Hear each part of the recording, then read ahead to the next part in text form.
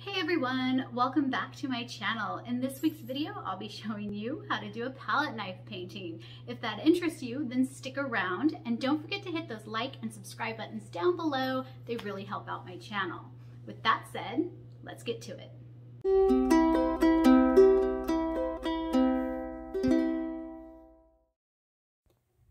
So we really don't need very many supplies for this exercise. We're just going to need some medium to heavy bodied acrylic paint and some palette knives and paper towels, and that's pretty much it. You don't even need water. I'm going to start off with my flat palette knife. You can use any palette knife you like, but for this technique I'm showing you, I'm going to use the flat one and go in with my darkest colors at the top and brighten them as I go down. I'm just going in with some of my paint on that palette knife and gently grazing it across the painting. I'm making sure that I'm leaving a marble effect to it by not over mixing my paints. And like always, I will be sure to link all of the supplies that I am using today in the description down below so that you can do your very own palette knife painting at home. I'm making sure to not separate my colors too much. We don't want these to look like colored stripes across the painting. So I'm adding purple back up into the top against the blue and the black and some blue down into the purple. And I'm going to do the same thing with the final color, which will be more of a magenta and red color. Again, be sure to not press too hard with your palette knife. You really want those variations in colors to show through. If you're having trouble with your paint, if they seem a little wet or loose, if they're not giving you that marble effect that you want, it's probably due to the fact that they are not a medium to heavy bodied paint, which means they're not very firm. And there is a solution to that, one obviously being that you could go out and buy yourself a new set of heavy bodied paints, or you can actually add in a medium into your paint to bulk it up. And I will be sure to link that below as well. So I wanted to just quickly show you what my palette looks like. You can see that the paints are not overly mixed. They are blended a little bit, but you could see that marble effect there. So I think we're going to be turning this into an owl painting. Owl paintings are really fun, really easy to do. They're a very basic shape. You really can't mess up here, okay? So the first step of this is going to be to pick a dark color for your branch, because we can't just have him floating in mid-air unless he's actually flying, and I want my owl to be perched. So I'm still using that same flat palette knife, and I'm going in with some phthalo blue. It is my favorite blue, and I'm just going to be scratching in the general shape of a branch and having some of that tree trunk exposed just a little bit.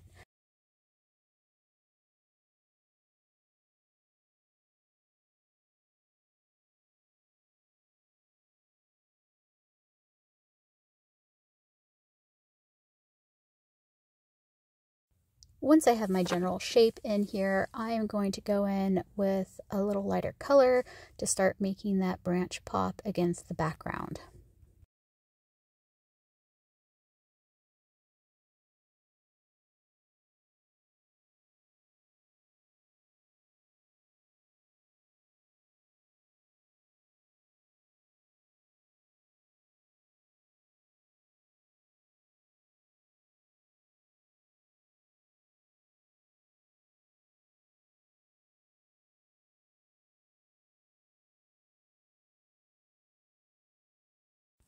And now I'm going to do the same thing, but with phthalo blue and a little bit of white to give it a shadow effect here.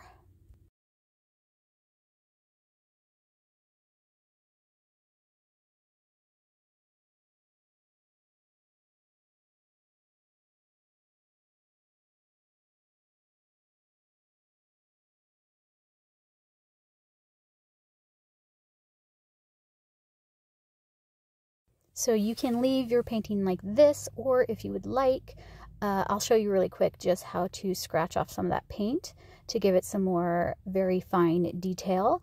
When you do this, you will reveal that underpainting, and if you have a white primed canvas, it's going to expose the white. But if you paint or prime your underpainting with a different color, that will be exposed. So you can experiment with this. You can do yellow, bright blue, pink, orange, whatever you want. It could give a really cool effect. Again, you don't have to do this. I'm just doing this right now to show you what else you can do with that palette knife.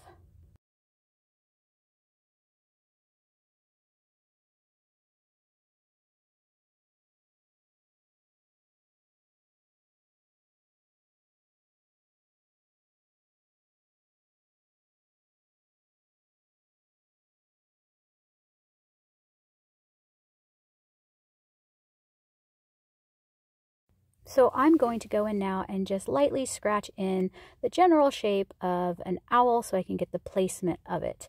You want to make sure that you are thinking about the composition of your painting. You don't want that owl to be too high up or too far over, but you want to make sure that he takes up the majority space of your painting since he is the main subject to this painting. And now I'm going to go in with some white and just kind of outline that general shape so I can see what he looks like. And already here I'm noticing that his backside is a little thin, so I'm going to make that a bit bigger. And I'm going to have this owl facing us, but we are going to be looking mostly at his side and back area. And now we get to start putting our colors into the owl. It should be noted that this painting is going to be definitely a bit messy. I want to make sure that you guys understand that when you are working with a palette knife painting, usually you're not going to put down some color from your palette knife and be done with that area, okay? It's a process and you're going to need to build up your colors. I can't tell you guys how many times I've had a student get frustrated with their work just minutes after starting because it didn't look like it was coming along. It didn't look how they wanted it to, and that's because they just weren't done with it. You have to work your painting. If you don't like an area, move away from it, work on another spot in your painting, and come back to that other spot later in the future. So here I've started adding in the darkest darks and the lightest lights, so using white and black. And now I'm going to add in some of the color. I think we're going to make this a mostly blue owl, but you know, he can change. That's the great thing about art, is that your painting's always going to change and evolve and grow along in your process. You want to make sure that when you are applying your paint that you're going in the general direction of your subject. So for example, these are feathers. They're pointing kind of vertically, so I'm using my palette knife to go mostly up and down or curve around the shape of his body.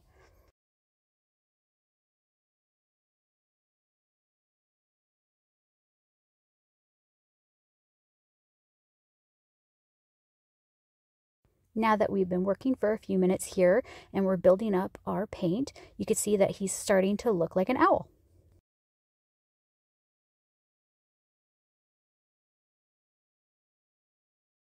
I think I'm going to go ahead and bring his tail down off the canvas just a little bit so that he fills up more of the space.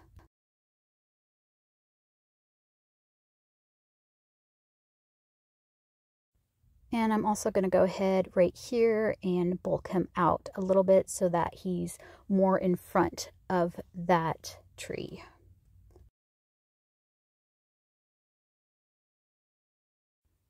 Okay, so I'm not sure if you've noticed this or not, but I am starting to lose the natural light of the day, and now my artificial light from overhead is shining down and casting a shadow across my painting.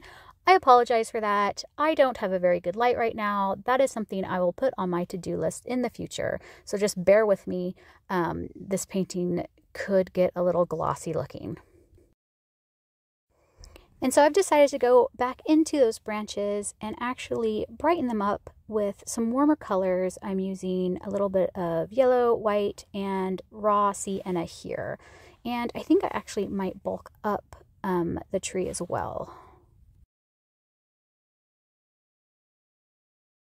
I just really felt like my painting had way too much of the same colors in it. So I needed to introduce a different, warmer color into my painting to give it some more interest. And here for the underside of those branches, I'm going to put in more of a pure raw sienna color to really give it more contrast against the background and the top of the branches as well. So you can see that it has more of a shape. It's not flat. Anytime your painting is starting to look too flat, it usually means that you're not using enough variation in values in your color. And I'm going to go ahead and bulk up the branch here. I feel like it was just too thin to support the weight of this owl, even though owls are light. What I meant by that is visual weight.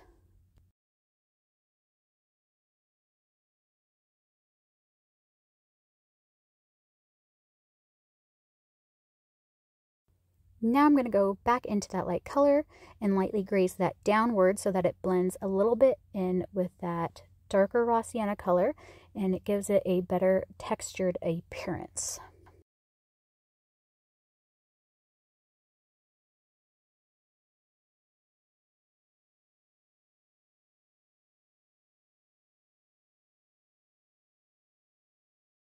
And now I'm going to go back into that light color once again and brighten the top part of those branches even more so that they can pop even more against the rest of the branches and the background.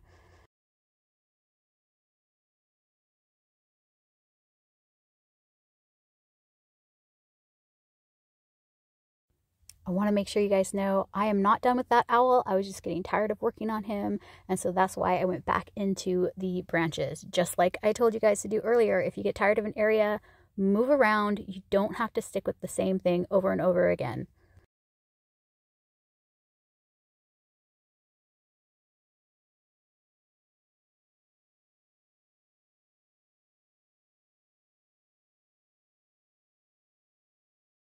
Okay, so I'm not sure if you could see that, but it's a teeny tiny little bit of white right at the tip of my palette knife, and I'm just going to highlight the very top of my branches with an extremely fine line to give it an additional pop. We want those branches to pop and be separate from the sky.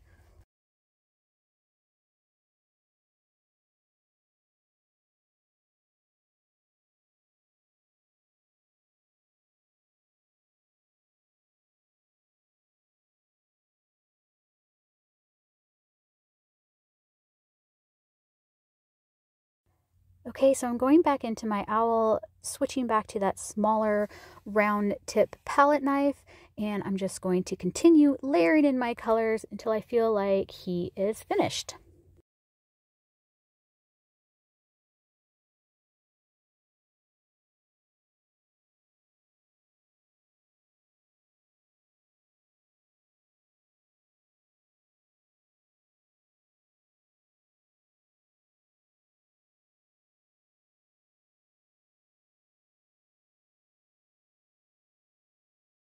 And I think I'm going to put a little touch of white in his eyes because when you have eyes in a portrait of any kind, if you don't have some sort of light reflection going on, those eyes can appear kind of just dark and soulless. And I don't really want my little owl here to be a soulless creature.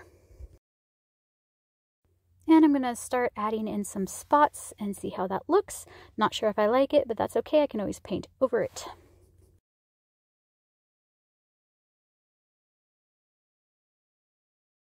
I'm going to start playing around with his eyes again. I think they're too dark, but now I feel like they might be too light, so I'll probably paint over that as well.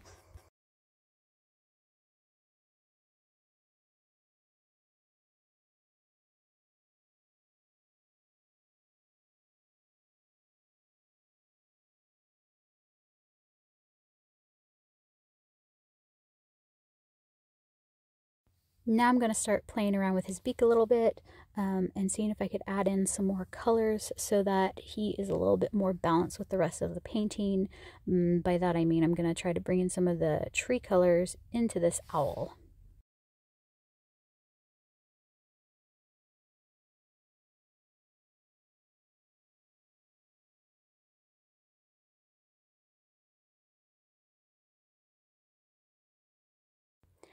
So I think the bottom of my owl is too dark. It's just too much basic black. I'm going to break this up a bit.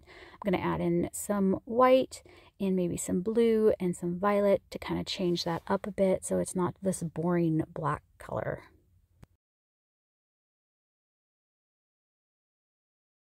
I also feel like I want to try to incorporate some more of that magenta color from my sky into the owl.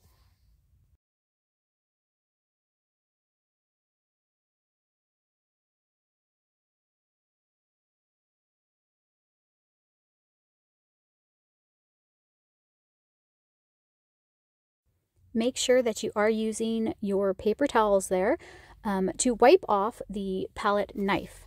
Okay, otherwise you're going to end up with a bit of a muddy mess and your colors are going to mix together. You want to make sure that when you're applying new color or if you have been using your knife for too long, you wipe it off.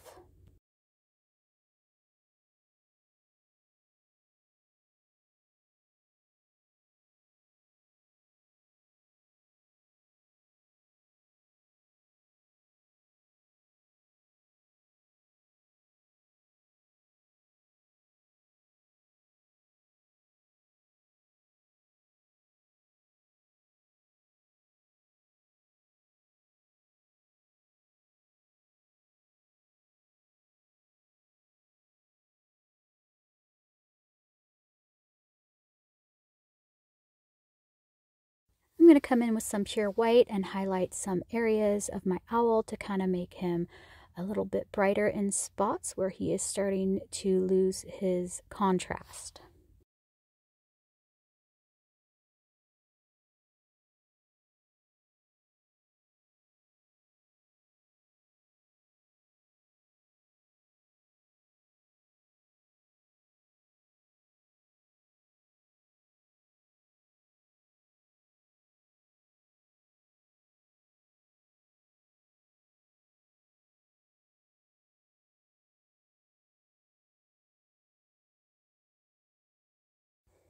I'm also starting to notice that I've created my owl a bit too tight, so I need to loosen him up a bit. I'm going to be doing that by adding some very loose little strokes with my palette knife and using some white to make his form more relaxed.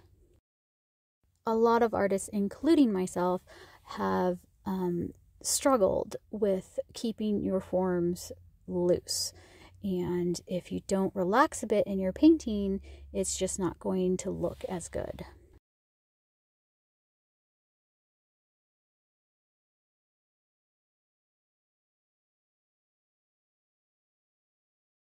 We are just about done here. I think I'll wait until tomorrow morning when the sun comes out to show you the final piece. And then you'll also see the difference the lighting can make in your painting. So here it is. This is actual daylight. You could see that it's more blue than red from the artificial light. And here you could see all those really great thick textures throughout this piece. Let me know how you guys did it at home. I would love to see how your paintings turned out.